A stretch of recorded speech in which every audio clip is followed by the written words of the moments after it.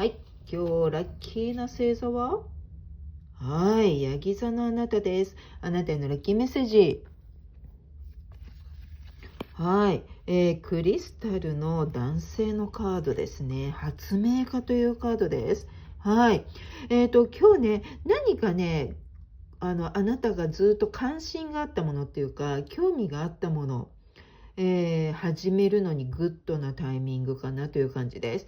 でね、一人でやるのがちょっと難しいというか、勇気がいるようなことだったら、あなたとちょっと年代が違う、ジェネレーションが違う仲間とかお友達とか、ご兄弟とか、そういった人たちを巻き込んでみましょうかね。こんなことやりたいんだけど一緒にやろうよ、みたいなことを発言してみてください。宣言してみてください。今日のあなたを楽しんで。